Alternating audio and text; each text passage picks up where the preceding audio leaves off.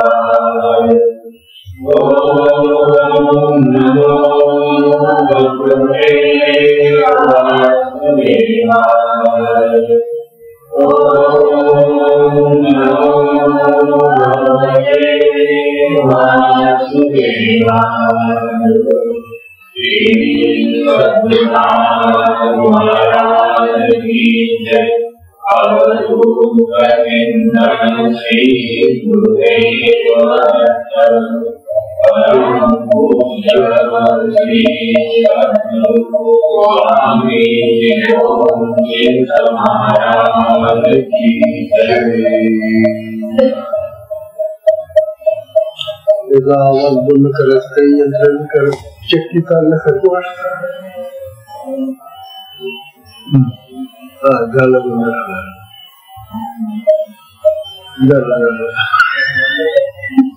नाही बंद कसं त्याला हवा पाहिजे ना झालं बंद बंद थांबलं बोलू त्याला काही मिळतात काय लागतं ना श्री सद्गुरु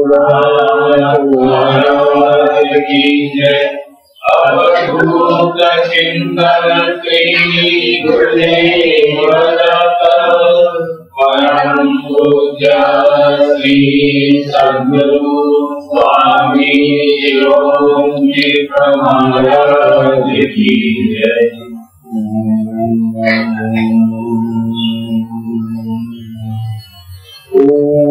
नारायणं पद्मनाभं वशिष्ठं शक्तिचित्तपुत्रपराशरं च व्यासं शुकं गौडपदं महान्तं गोविन्दयतीन्द्रवधः श्रीशङ्कराचार्यवधास्य पद्मपादं च हस्तामलकं च शिष्यम् तंत्रों कदम्बात्मकारुण्यास्मद्गुरुं सन्ततमानतम् श्रुतिस्मृति पुराणानामालयं करुणालयं नमामि भगवत्पादं शङ्करं लोकशरणं शङ्करं शङ्कराचार्यं केशवं बादरायणं सूत्रभाष्यकृतो वन्दे नित्यं शुद्धं निराभासं निराकारं निरञ्जनं नित्यबोधं चिदानन्दं ब्रह्म नमामि ईश्वरो गुरुरात्मेति मुखवेदिभागिनि व्योमवत् व्यक्तदेहायो दक्षिणामूर्ते नमः दक्षिणामूर्ते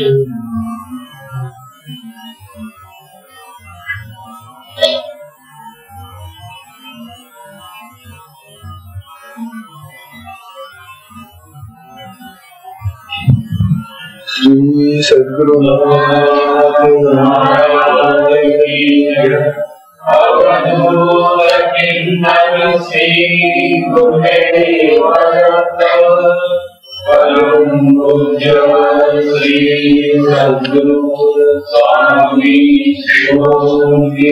महाराज की जय।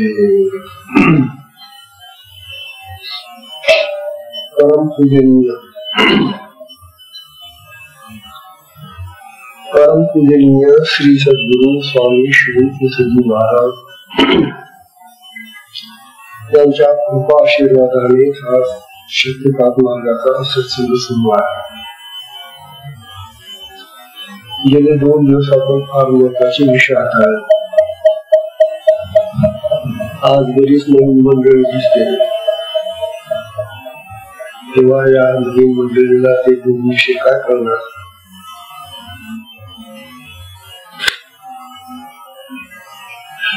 तथापि थोडक्यात घेऊन त्यांच्यासाठी आपण साधकांचे जे 4 प्रकार आहेत, उत्तम साधक, मध्यम साधक, कनिष्ठ आणि कनिष्ठतम साधक, 4 प्रकार साधकांचे. दीक्षा घेतल्यानंतर साधकांचे 4 प्रकारचा 4 श्रेणी येतात. हा जो उत्तम साधक आहे त्याचे सद्गुण पाहिले आपण. तो कमी करून घेतो.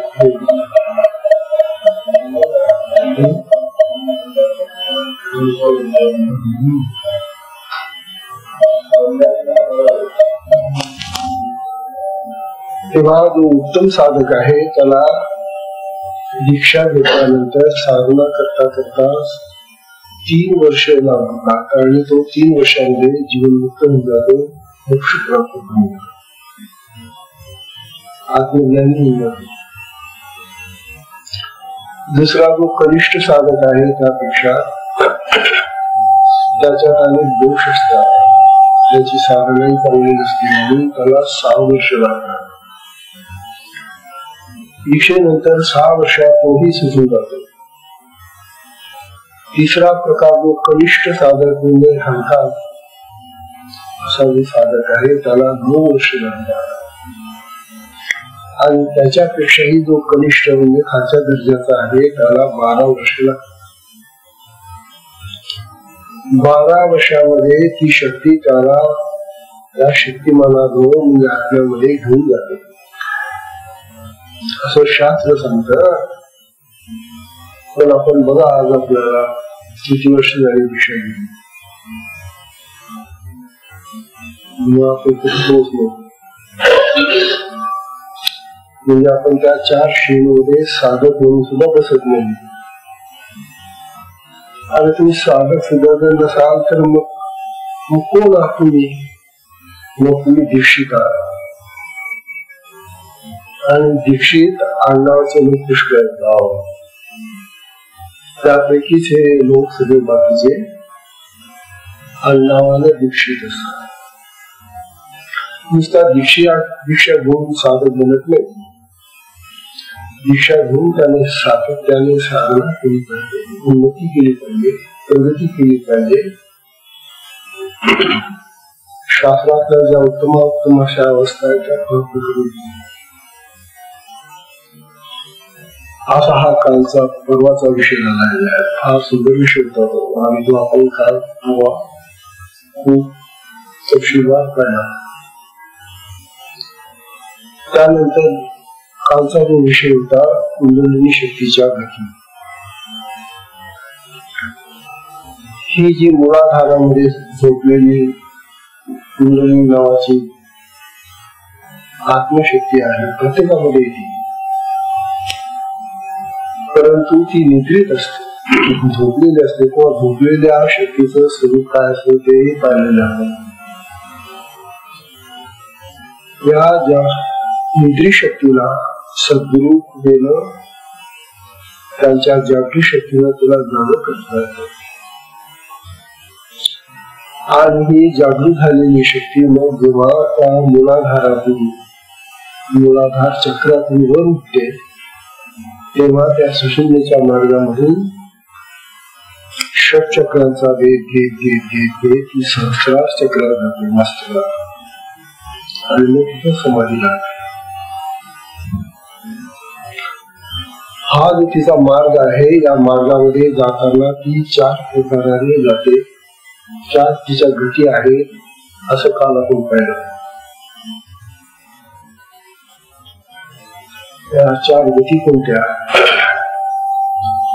तिची एक गती आहे पिपीलिका मार्ग, पिपीलिका गती. पिपीलिका म्हणजे मुंगी, मुंग्यांच्या गतीवर ती जाते. मुंगी जशी हळूहळू हळूहळू करते ना तशी ही शक्ती जेव्हा मुंगीच्या पावलाने हळूहळू हळूहळू हळूहळू चलते. पण मार्ग इतका खराब आहे, इतका घाण आहे, इतका घशाळ आहे, इतका उघड आहे, म्हणून तुला मुंगीच्या गतीने जावं लागेल. म्हणून त्याला 12 वर्ष. दुसरी जी गती आहे ती मंडूक गती आहे.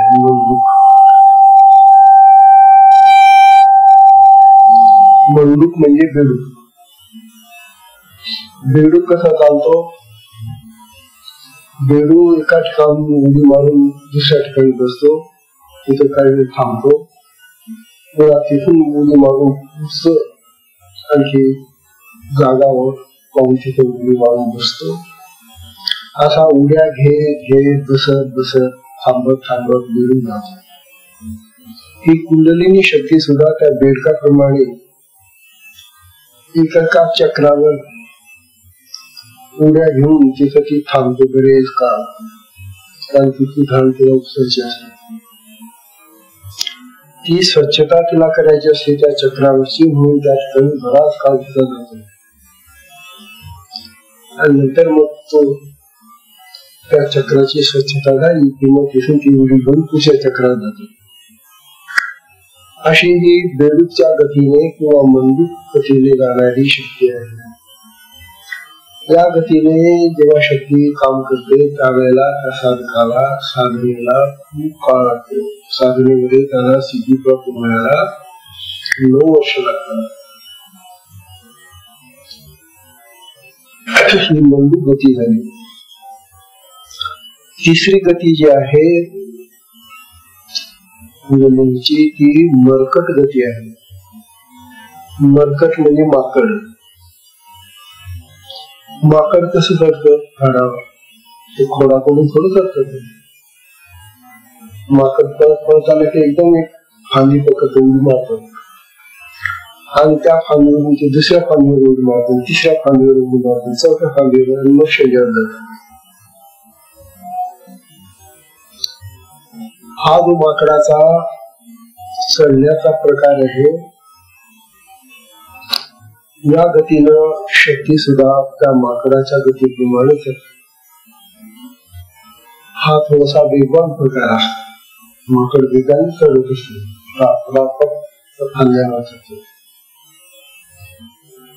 तेव्हा हा जो माकडाच्या गतीने जाण्याचा प्रकार आहे कुंडलिनी शक्तीचा, त्यामुळे त्याला 6 वर्ष लागतात. आणि नंतर मग एक प्रकार आणखी शक्तीचा आहे, तो म्हणजे विहंगम गती. विहंगम गती जी आहे ती विहंगम गती म्हणजे पक्षी. पक्षी झाडाच्या शेंड्यावर कसा चढतो? त्या खालून बुडाकडून चढतो. पक्षी जो उडतो एकदम जाऊन शेंड्यावर जाऊन बसतो. त्याप्रमाणे ही कुंडलिनी शक्ती ज्या वेळेला दीक्षा झाली, गुरूंनी त्याच्या डोक्यावर हात ठेवला रे ठेवला, त्याला दीक्षा दिली, ती शक्ती दिली गेली, त्याची जागृती झाली, ती जी उठते एकदम ती सहस्राला जाऊन बसते. त्याला एकदम समाधी लागते. एकदम समाधी लागणं, दीक्षेच्या दिवशी समाधी लागणं हा उत्तम साधनाचा प्रकार आहे. मग पुढे ते 3 वर्ष कशी होतात? तर पुढे ज्ञानाची अवस्था आहे समाधी नंतर. हे ज्ञान प्राप्त करण्यासाठी त्याला 3 वर्ष लागतात. म्हणून 3 वर्षाचा काळ घेतलेला साधकासाठी. तेव्हा ह्या ज्या कुंडलिनीच्या गती आहे, पिलका गती म्हणजे मुंगीच्या पावलाने जाणं, मंडूक गती म्हणजे बेडकाच्या पावला पद्धतीने जाणं, मरकट गती म्हणजे माकडाच्या पद्धतीने जाणं, आणि विहंगम गती म्हणजे एकदम पक्षाप्रमाणे उद्गम असतो. तेव्हा ज्या साधकाची कुंडलिनी शक्ती विहंगम गतीने जाते, तो साधक त्या दिवशी समाधी थोडा फायदा. परंतु हा साधक पूर्व जन्मातला तयार झालेला साधक असतो. मागच्या जन्मी त्याची तयारी झालेली असते आणि तो गुरुकृपेसाठी थांबलेला असतो या जन्मामध्ये. अशा प्रकारे आपण साधकांचे प्रकार पाहिले आणि शक्तीच्या गती पाहिल्या. आजचा जो विषय आहे तो वेगळा आहे. तो तेव्हा आजचा विषय आहे चक्षुचं उन्मूलन. चक्षुचं उन्मूलन म्हणजे काय? चक्षु म्हणजे डोळा, उन्मूलन म्हणजे उघडणं, मिलन म्हणजे झाकणं आणि उन्मूलन म्हणजे उघडणं. मिलन आपले डोळे सतत करत असतात. डोळ्यांची उघडझाप आपली सतत चालू असते. परंतु या डोळ्यांची उघडझाप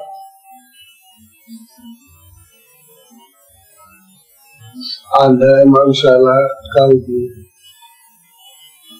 समजा तो मनुष्य आंधळा झालेला आहे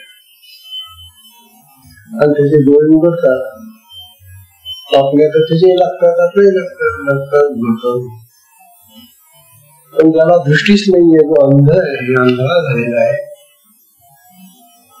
त्याला डोळे उघडू काढू.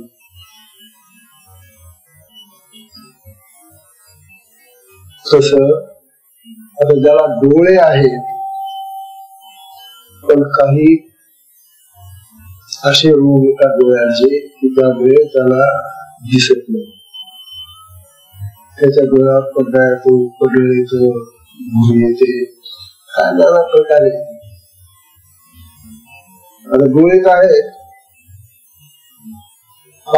आतापर्यंत, परंतु डोळ्यावर असा काहीतरी पडदा येऊन जातो, असं काही पडळ येतं, दृष्टी येते की त्यामुळे त्याला डोळा असून उघडून सुद्धा त्याला पाहता दिसत नाही.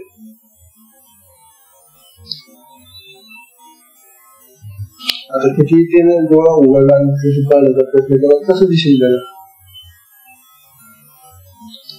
तेव्हा ही बुरशी किंवा हा जो पडदा आहे हा आजकाल लोक ऑपरेशनने निराकरणाच्या औषधांनी तो काढून टाकतात. पण एक असा एक पडदा आहे, एक असा एक पडदा आहे की जो पडदा डॉक्टरांना काढता येतो आणि तो पडदा म्हणजे फक्त सद्गुरूंना काढता येतो.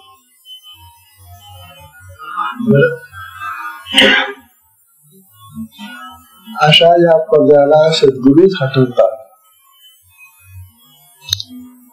तर असा पडदा कोणता? गुरुगीतेमध्ये हा श्लोक आलेला आहे. गुरुगीतेचा हा 34वा श्लोक आहे. गुरुगीता या श्लोकावर महामहोपाध्याय म्हणजे गोपीनाथ कविराज म्हणून ज्ञानी सत्पुरुष ते बनारस विश्वविद्यालयाचे आचार्य होते. त्यांनी फार सुंदर पुस्तकं लिहिली. शक्तिपातावर वगैरे भारतीय संस्कृती आणि साधना म्हणून पुस्तक लिहिलं आहे. या सत्पुरुषाने आपल्यासाठी शक्तिपात मार्गातील लोकांच्या साठी त्यांनी हा सुंदर विवेचन केलेले त्या पुस्तकाने. त्यांच्या पुस्तकामध्ये या गुरुगीतेचा श्लोक घेऊन त्यांनी विवेचन केलेले. तो श्लोक कोणता पहा? तो श्लोक आहे अज्ञान तिमिरांधस्य ज्ञानांजन शलाकया. अज्ञान तिमिर अंधस्य, अज्ञान तिमिर अंधस्य ज्ञानांजन शलाकया.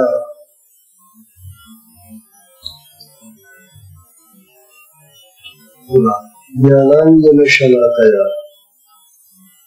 चक्षुरुन्मीलितं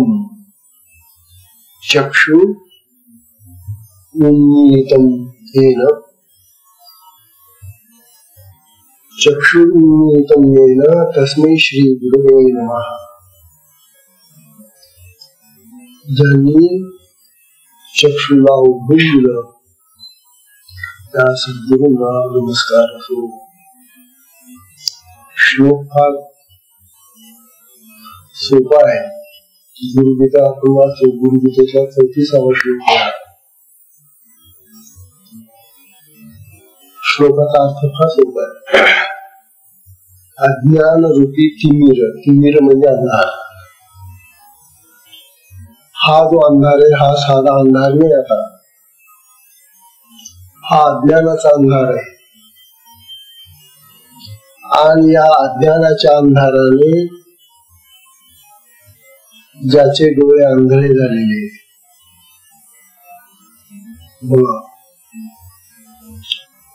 किंवा ज्या माणसाच्या ठिकाणी अज्ञान असतं त्याच्या ठिकाणी ज्ञान नसतं. म्हणजे ज्ञान हा डोळा आहे, ज्ञान ही दृष्टी आहे. परंतु अज्ञानामुळे त्याचा डोळा बंद आहे. त्याला कळत नाही, दिसत नाही, समजत नाही, उमजत नाही काही. तेव्हा अज्ञानाच्या अंधाराने जो आंधळा झालेला असतो त्याला सद्गुरू काय करतात? ज्ञानरूपी अंजनाच्या शलाकेने त्याचा तो डोळा उघडून देतात. कोणतं औषध देतात गुरु? ज्ञानरूपी अंजन. अंजन बरेचसे लोक घालतात डोळ्यामध्ये, परंतु हे अंजन साधं नाही आहे. हे ज्ञानाचं अंजन आहे, ज्ञानरूपी अंजन आहे. आणि त्या ज्ञानरूपी अंजनाच्या अशा शलाकेने म्हणजे कोरीने ते थोडस घातलं की त्यामुळे त्याचा डोळा उघडतो. अर्थात हा डोळा उघडणं त्याच्यात 4 प्रश्न निर्माण होतात. हा जो डोळा आहे हा डोळा हा साधा डोळा नाही. या डोळ्यामध्ये थोडं अंजन घालता येईल. ज्ञानाचं अंजन या डोळ्यात गंगा उपयोग. या डोळ्यामध्ये फार काजळ घालता येईल आणि काजळ घालतातच बाय आपल्या डोळ्यात घालतात, मुलांच्या डोळ्यात घालतात. तेव्हा त्या काजळाने काय त्याला दृष्टी येतात. तेव्हा ही ज्ञानाची अंजन शलाका जी आहे ती काय आहे? ते तिमिर म्हणजे काय? तिमिर म्हणजे अंधार म्हणजे तो काय आहे? तो अंधार होतो म्हणजे काय होतो? नंतर ही ज्ञानाची शलाका म्हणजे काय आहे आणि ही शलाका घातल्यानंतर मग त्याचे डोळे उघडतात म्हणजे काय त्याला प्राप्त होतं? असे 4 प्रश्न निर्माण होतात. हा सुंदर श्लोक आहे. गोपीनाथ कविराजांनी हा सुंदर विवेचन केले. हिंदीमध्ये मत आहे.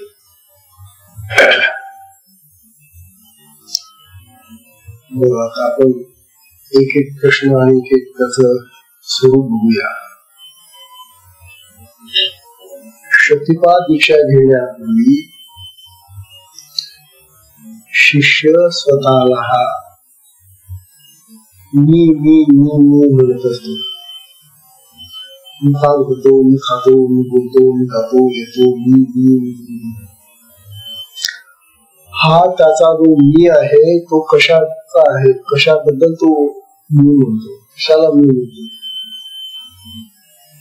बघा तू आपण घरादारामध्ये आता वावरताना मीचा उपयोग करतो. मी काम करतो, मी जेवण करतो, मी पाणी पितो, मी गावात जातो, मी जाऊन येतो. तुम्ही कोण? मी म्हणजे देह. प्रत्येक माणूस मी हा शब्द देहाला वापरतो. तेव्हा देहाला मी म्हणणारा जो आहे तो आत्म्याला विसरून गेलेला आहे. आता पुरुषानुभूतीमध्ये आदि शंकराचार्यांनी किती उदाहरण देऊन सांगितलेले की अरे देह म्हणजे आत्मा नव्हे, देह म्हणजे आत्मा नव्हे. किती सांगितलं त्यांनी, किती उदाहरणं दिली होती. ते कोणी ऐकलं असेल तरच ना, आणि ऐकून सुद्धा लक्ष जाऊन पुन्हा ते पुन्हा ठसलं पाहिजे ना. आपले जे पूर्वापार चालत असतं त्याच पद्धतीने जगतो आपण. तेव्हा हा जो मी आहे तो देह नव्हे, तर तो अहम म्हणजे आत्मा आहे. आत्म्याला मी म्हणायला पाहिजे, परंतु आम्ही देहालाच मी म्हणतो. तेव्हा प्रत्येक साधक दीक्षा घेण्यापूर्वी स्वतःला देह स्वरूप समजत असतो. मी दीक्षा घालतो, तू कोण आहे त्याला जर विचारलं, तू दीक्षा घ्यायला जाणार तू कोण, तो आपलं नाव सांगेल, गाव सांगेल, काय आपला परिचय, देहाचा परिचय देतो तो. म्हणून प्रत्येक दीक्षा घेणारा साधक दीक्षेपूर्वी स्वतःला देह समजत असतो. आणि स्वतःला देह समजणं हे महान अज्ञान आहे, मोठं अज्ञान आहे. पण आम्हाला त्या अज्ञानामध्ये सुख वाटत, त्या अज्ञानातून कधीच आम्हाला बाहेर यावं असं वाटत. मग तो देहाला जर मी म्हणतो, तर मग हे जग जे आहे ना, ते ज्या डोळ्यांनी तो जग पाहतो ते जगही खरंच आहे. तो संसार खरा आहे, हा देह खरा आहे. म्हणजे खरं काय आहे हेही विसरून गेला तर, अरे हा संसार खरा नाहीये, हा देह खरा नाहीये, हे जग खरं नाहीये, हा प्रपंच खरा नाहीये. जे खरं नाहीये त्याला तू खरं म्हणून राहिला, आणि जे खरं आहे त्याला विसरून गेला. एवढा अज्ञान आहे. म्हणजे खऱ्याला खोटं म्हणायचं, खोट्याला खरं म्हणायचं, बरं का.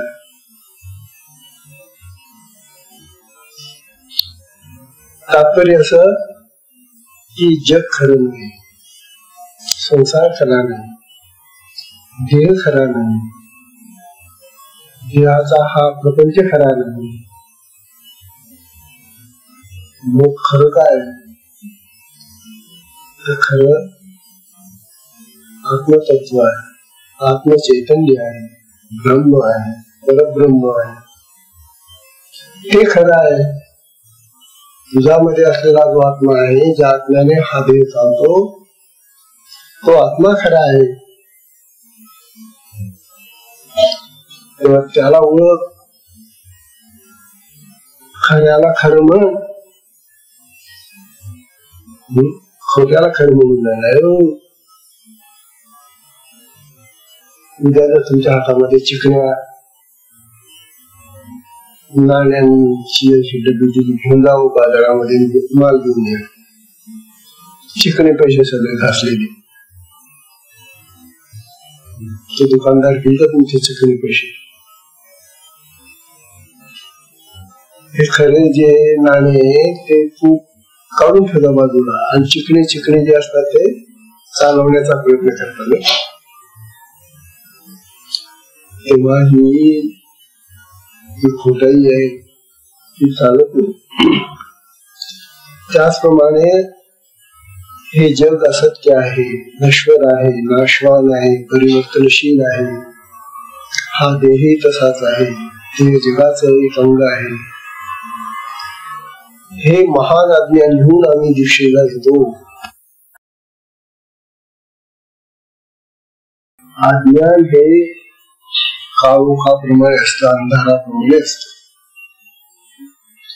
जसं आता बाहेर काळोख पडलेला आहे, अंधार झालेला आहे, कुठलाही दिवा काहीच नाही, उजेड नाही.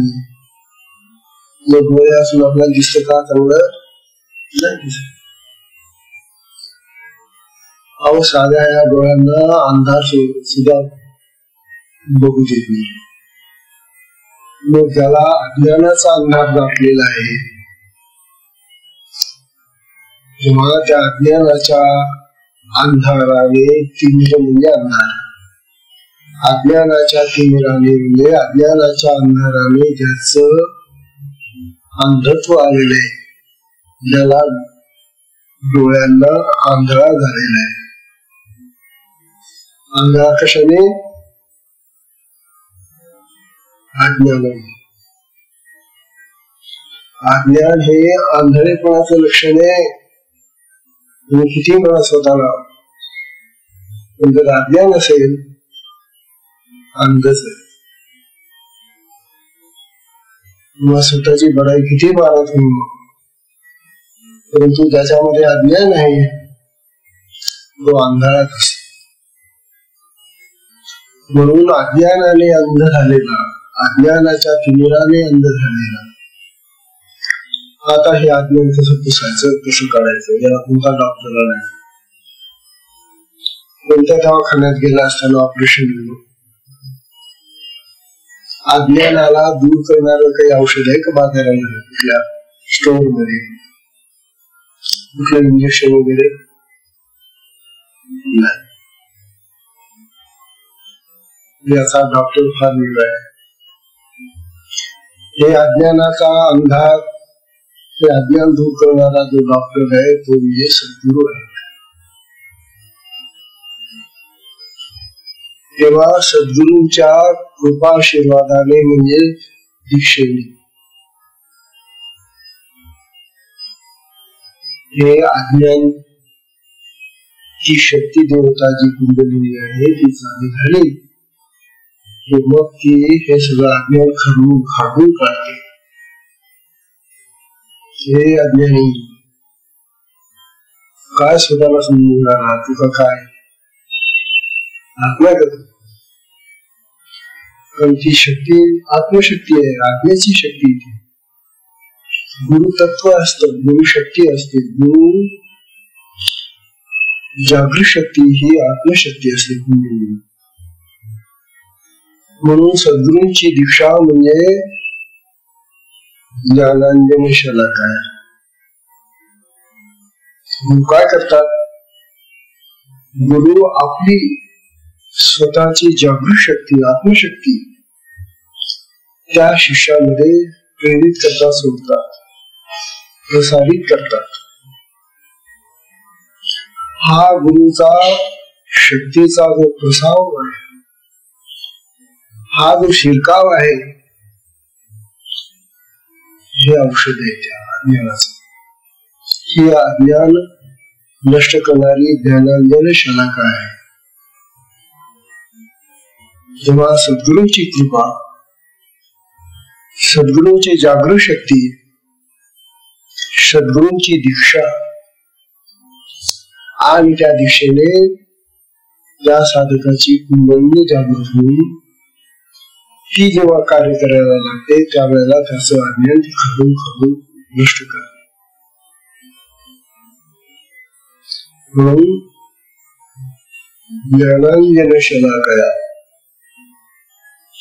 आता ज्ञानाची म्हणजे सद्गुरूंच्या कृपेच्या आशीर्वादाने ही आत्मशक्ती जागृत होऊन काय करते? मग तर त्याचा अज्ञान तर नष्ट केलं तिने, पण अज्ञान नष्ट केल्यानंतर त्याचा जो डोळा आहे तो उघडते, कारण तो अंधार झालेला होता ना अज्ञानाने. आता त्याचा अज्ञान गेल्यामुळे त्याचा डोळा स्वच्छ झाला. अज्ञानाच्या त्याला त्या अंधळेपणाला सद्गुरु ज्ञान रूपी अंजन घालतात. हे जे ज्ञान रूपी अंजन आहे ते म्हणजे गुरुशक्ती आहे, आत्मशक्ती आहे. आत्मशक्ती ज्ञानवान आहे, पण आपल्यासारखीच ज्ञानी आहे.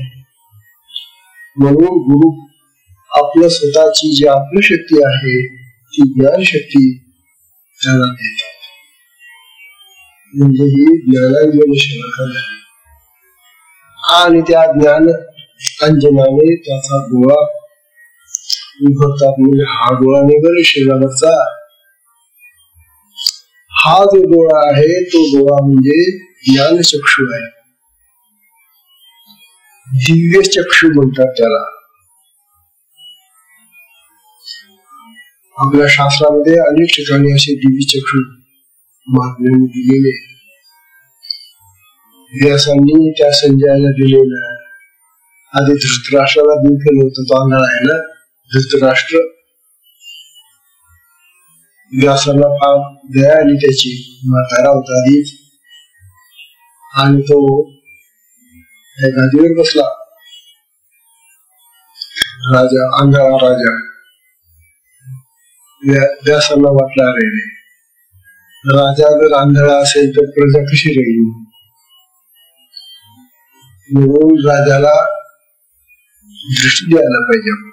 म्हणून व्यासांना, भगवान व्यासांना दया आली आणि ते म्हणाले की अरे धृतराष्ट्रा, तू एवढा मोठ्या साम्राज्याचा राजा झाला आहेस, पण तू जन्मताच आंधळा आहे.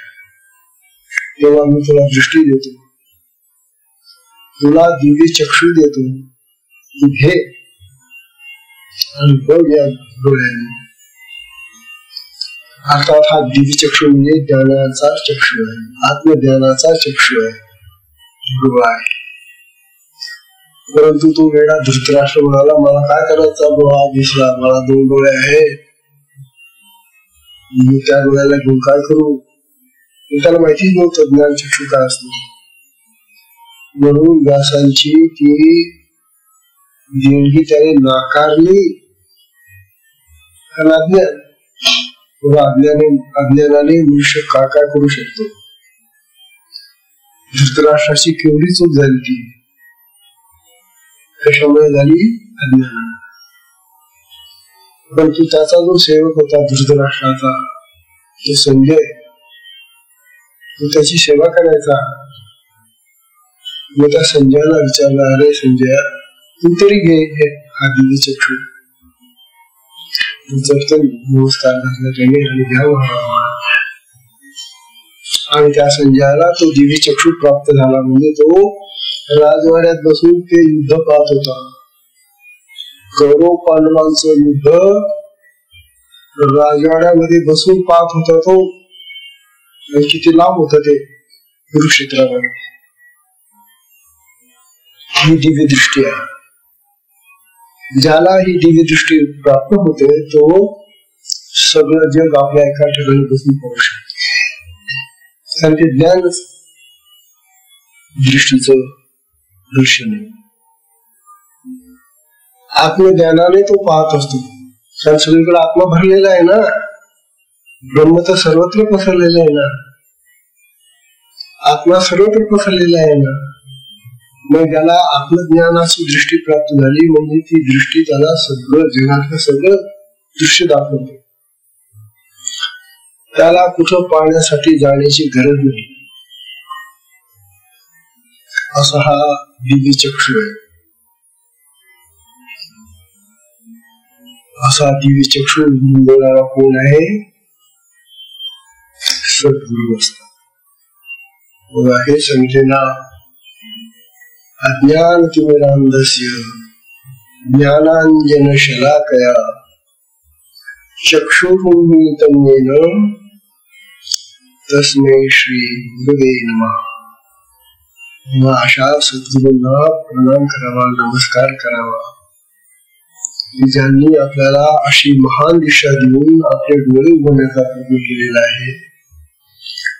पण आम्ही आंधळे झालेले लोक अजून काही आंधळापणा सोबत नाही. आम्ही साधनाच करत नाही आणि करतो तो काम.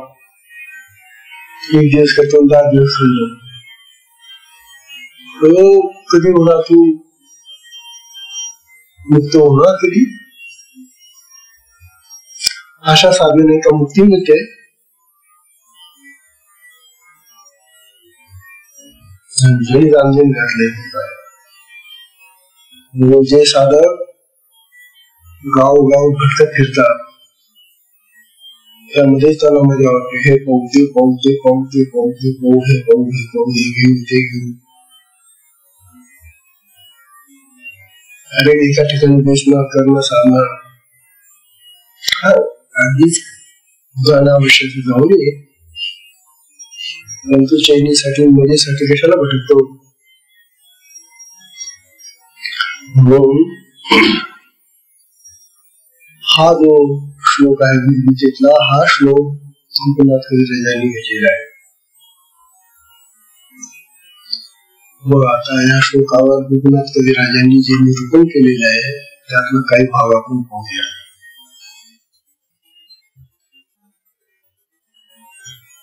मी देह आहे, मी देह स्वरूप आहे, असं जीव भाव म्हणतात. हे खरं की मी कोण आहे, मी देह आहे. हा जो देहभाव त्याला आलेला असतो याला जीव भाव म्हणतात. आणि म्हणून आम्ही साधक असून सुद्धा जीव भावाचा जीव असतो. काय म्हणावं, जेव्हा जीव भावामध्ये असतो, जीव भाव म्हणजे काय असतो, तो आत्म्याचा जो चैतन्याचा भाग आहे ना तो देहाला चिटकवतो आणि मग तो चैतन्ययुक्त देह जीव, तो जीव होतो. अरे त्या चैतन्याला बाजूला काढते आतून आणि त्याला आत्म्यामध्येच राहू दे. हे सद्गुरूचं काम आहे. जीव भावातून साधकाला सोडवणं हे गुरुचं कार्य. हा कठीण आहे. तो जीव भाव तुटत नाही असा, कारण तो देहाशी चिटकलेला आहे. देहाशी जेव्हा आत्मचैतन्य चिटकलेलं असतं आणि तो स्वतःला मग मी म्हणत असतो, तो जीव भाव, आणि जीव भावनेच त्याची सगळी कर्म चाललेली असतात. म्हणून तो अनेक प्रकारचे संस्कार जमा करतो.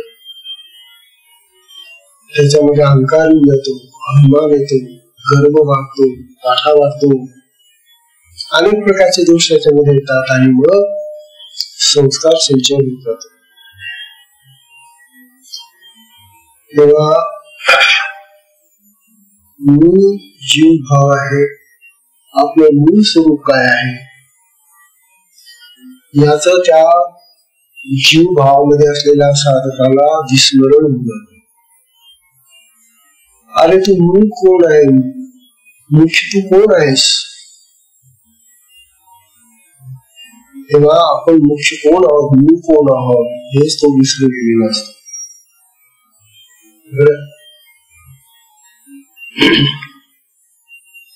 मी आत्मा आहे, मी ब्रह्म आहे, मी आत्म चैतन्य आहे. याचे विस्मरण झालं की मग मी देह आहे आणि मी जीव आहे असंच तो म्हणतो. आणि हेच महान अज्ञान आहे. बाकीचं जे जगाचं अज्ञान, बाकीचं जे अज्ञान आहे, विषयांचं अज्ञान, बाकीचं जे अज्ञान आहे ना ते अज्ञान दूर करता येत. परंतु हा जीव भाव तो भरतच कठीण आहे आणि स्वतःला जीव भावामध्ये समजणं हे जे अज्ञान आहे हे जाता जात नाही. हे पुस्तक वाचून जाणार नाही, हे प्रवचन ऐकून जाणार नाही, हे कुठल्याही मार्गाने बाकीच्या जाणार नाही. त्याला सद्गुरूंची कृपेचं अंजन त्याला सद्गुरूंच्या कृपेशिवाय अज्ञान जातच नाही. हा जीव जात नाही. तेव्हा या अज्ञानामुळे तो जीव भाव धारण करून वावरतो. संसाराला प्रवृत्त करणाऱ्या अवगुणांचा समुदाय निर्माण करतो आणि त्यामध्ये गुरुकुटुंब असतो. बघा तुम्ही, आपण सगळ्यांनी आपलं आत्मपरीक्षण करावं. आम्ही कसे आहोत, आम्ही संसारामध्ये किती गुरफटून गेलेलो आहोत. या जीवभाव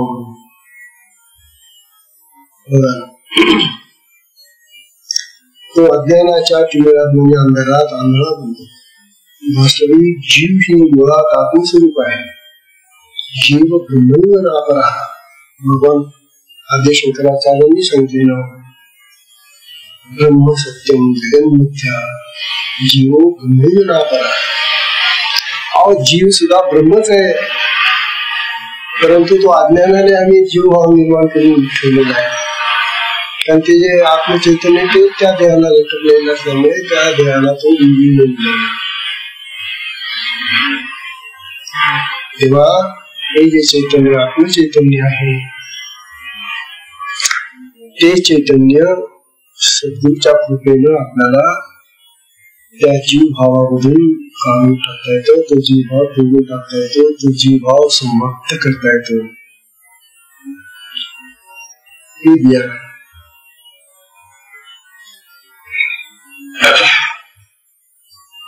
परंतु देहाच्या संगतीने जे आत्मचैतन्य जात असल्याने ते जीव बनते. देह जड आहे. आत्मचैतन्य चेतन आहे. आता चेतन आणि जड याच्यामधला फरक तर कळला पाहिजे आपल्याला. जड वस्तू जी असते ती स्वतः हालते चालते का? तिला काहीच कळत नाही, ती जड आहे. आणि चेतन वस्तू जी जिवंत वस्तू असते तिला सगळं कळतं. आता आपला हा जो देह आहे हा चेतन कशाने बनला? आत्म्यामुळे. मेल्यानंतर तो प्रेत पडलेला असत ते अचेतन असताना जडून जात. ते त्याला हालचाल करता येते का? वास्तविक हा देह चालत होता, फिरत होता, सगळं करत होता. आणि आता तो देह प्रेत झाल्याबरोबर जडून गेला नाही. म्हणजे मुळात देह कसा आहे? जड आहे. त्याला चेतन कोणी बनवलं? आत्मा. तो आत्मामुखी आहे ना, त्याला ओळखणं. आत्मा मुख्य आहे, त्याच्यामुळे हा देह चेतन बनलेला आहे. वास्तविक देह चेतन नाही मुळात. हे जे आत्मस्वरूप आहे ते आत्मचैतन्य आहे.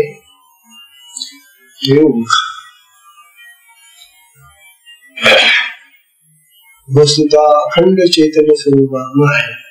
देह जड आहे. देह आत्मा होऊ शकत नाही. हे श्रीमद आद्य शंकराचार्यांनी आपल्या परोक्षणामध्ये खूप उदाहरण सांगितले.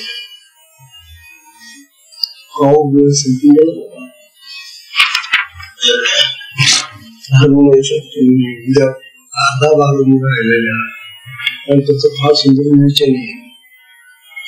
हे विवेचन ऐकलंच पाहिजे. अहो हे जर ऐकलं नाही तर काय कमावलं आपण. बाकी खूप गोष्टी तुम्ही ऐकलेल्या असतील, जमा केल्या अशी डोक्यामध्ये भरलेली आहे. जी साधना घेतलेली आहे त्या साधनेचं रहस्य जर कळलं नाही तुम्हाला मला तर काय उपयोगाचा. ज्याला आपण आणखी हा विषय राहिलेला आहे तो उद्या घेऊ. आजच्या सत्संगाची वेळ संपल्यामुळे सत्संगाला विश्राम देऊया. हरि ओम.